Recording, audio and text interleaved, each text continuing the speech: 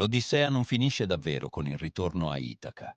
Quello è solo il momento in cui il mondo smette di guardare, ma la vita di Ulisse continua. Ulisse riabbraccia Penelope, riottiene il trono, rivede Telemaco ormai uomo. Da fuori sembra un lieto fine perfetto. La casa, la famiglia, la pace riconquistata dopo 20 anni di assenza. Ma Ulisse non è un eroe fatto per la quiete.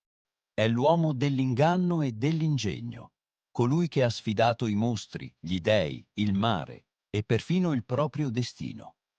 Come può un uomo così restare fermo tra le mura di un palazzo, fingendo che tutto sia tornato com'era?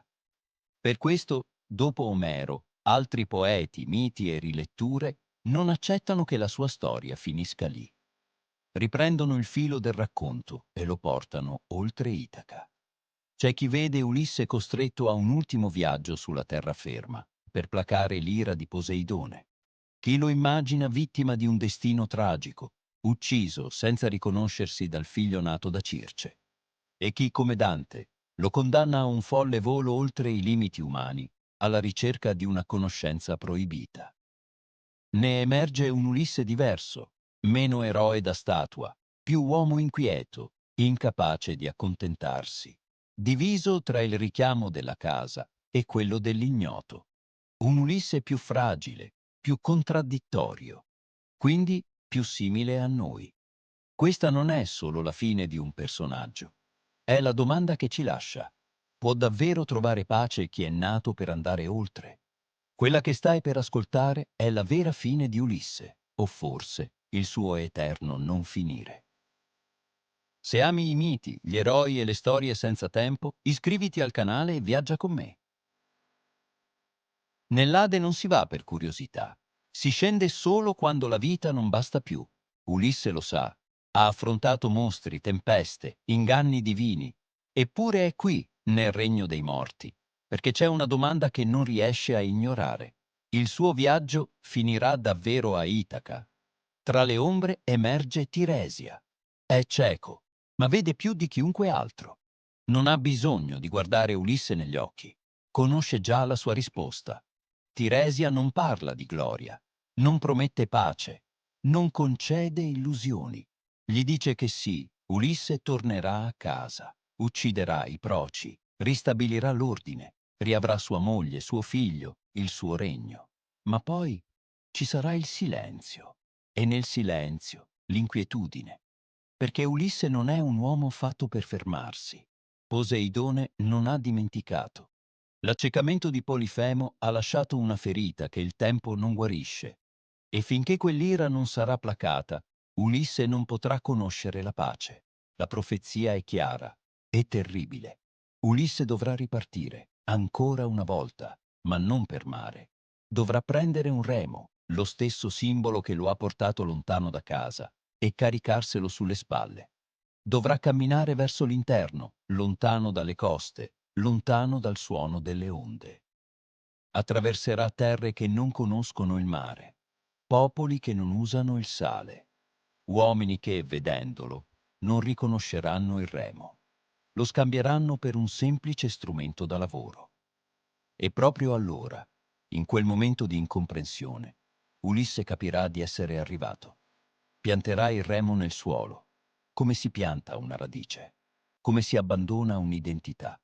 Offrirà sacrifici a Poseidone, non per chiedere perdono, ma per accettare il limite. Solo allora potrà tornare a Itaca. E la sua morte, dice Tiresia, non sarà violenta, non sarà eroica, sarà dolce, lontano dal mare, in tarda età. È una fine silenziosa, quasi anonima. Ed è proprio questo che la rende inquietante. Ulisse, l'uomo che ha visto il mondo, non muore in battaglia. Muore quando smette di essere viaggiatore. Forse questa è la vera prova. Non affrontare il mostro, non ingannare il Dio, ma accettare che ogni viaggio, prima o poi, deve finire. E Ulisse non è mai stato pronto a farlo. Ma non tutti accettano una fine pacifica. Per alcuni poeti dell'antichità, Ulisse non può morire in silenzio, lontano dal mare. Un uomo così deve pagare fino in fondo il prezzo della sua irrequietezza. Così nasce la Telegonia, un poema oggi perduto, ma il cui racconto ci è arrivato come un eco inquietante. Secondo questa tradizione, Ulisse non è mai stato davvero solo. Sull'isola di Ea, durante il suo lungo viaggio, ha amato Circe e da quell'unione è nato un figlio. Il suo nome è Telegono, un nome che significa nato lontano. Telegono cresce senza padre, nutrito dai racconti della madre, circondato dalla magia e dal silenzio. Sa di essere figlio di un grande eroe, ma non sa chi sia davvero. Un giorno Circe gli rivela la verità. E come spesso accade nei miti greci, la conoscenza non porta pace. Telegono parte, non per vendetta, non per odio, ma per incontrare l'uomo da cui proviene. Naviga verso Itaca, l'isola che non ha mai visto, carico di aspettative e domande. Ma il destino non concede riconoscimenti facili. Quando Telegono sbarca, nessuno lo accoglie, nessuno lo riconosce. E Ulisse, ormai re ristabilito, lo vede solo come un nemico. Padre e figlio si fronteggiano, senza sapere chi siano davvero. Lo scontro è rapido, violento, inevitabile. Telegono colpisce Ulisse con una lancia. La sua punta non è di bronzo, ma di spina di pastinaca, una creatura del mare. Così la profezia si compie in modo perverso. Ulisse muore per mano del mare, ma non in mare.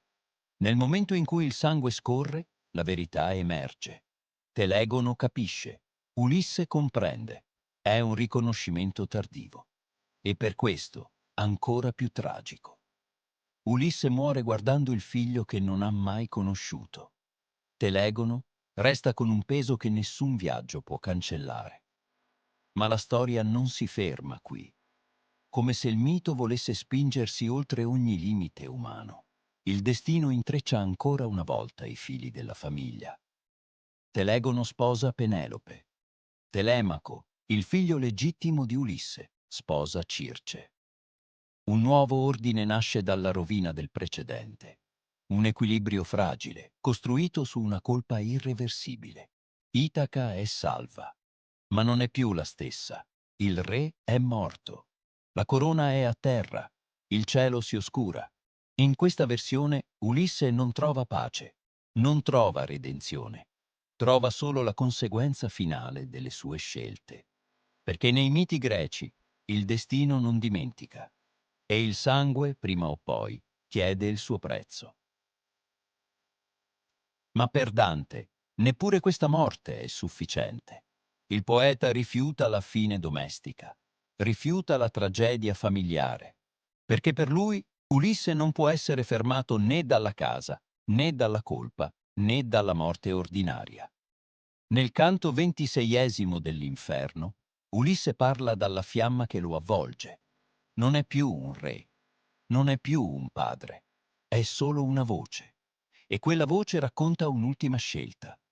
Ulisse è tornato a Itaca, ha riabbracciato Penelope, ha rivisto Telemaco, ma qualcosa dentro di lui resta irrisolto.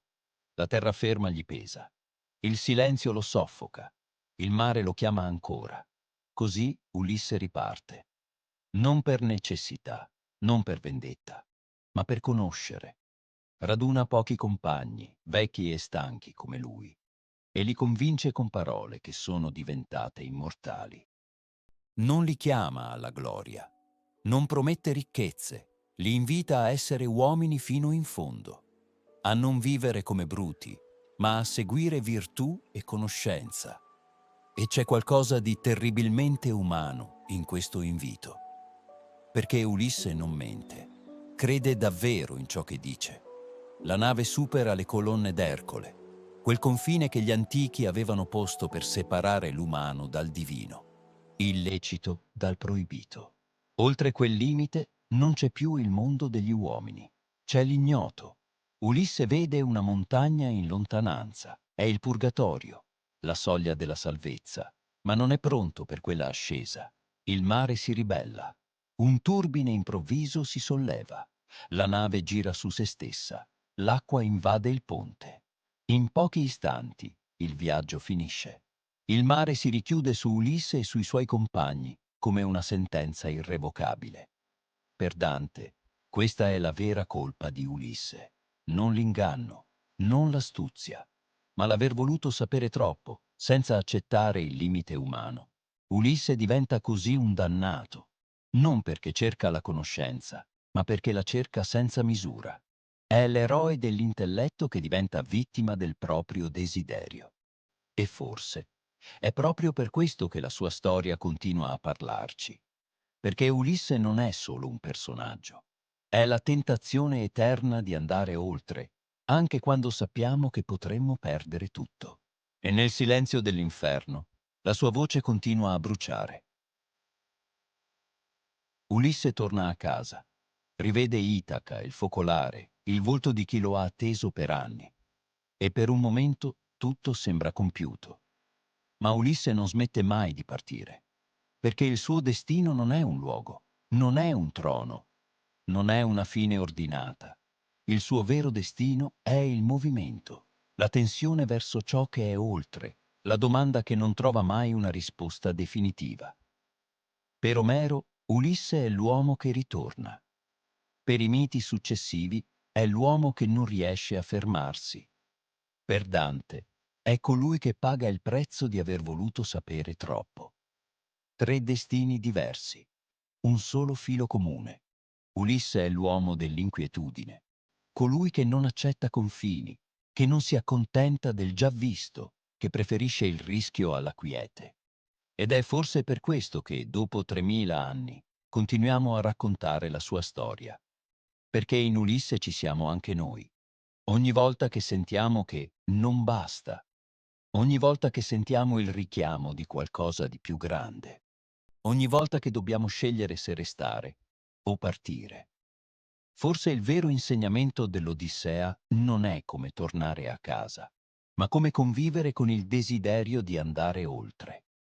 Se questo viaggio ti ha fatto riflettere, se ami i miti non solo come storie, ma come specchi dell'animo umano, iscriviti al canale. Qui continuiamo a viaggiare tra dei, eroi e domande senza tempo, perché alcune storie non finiscono mai, proprio come il viaggio di Ulisse.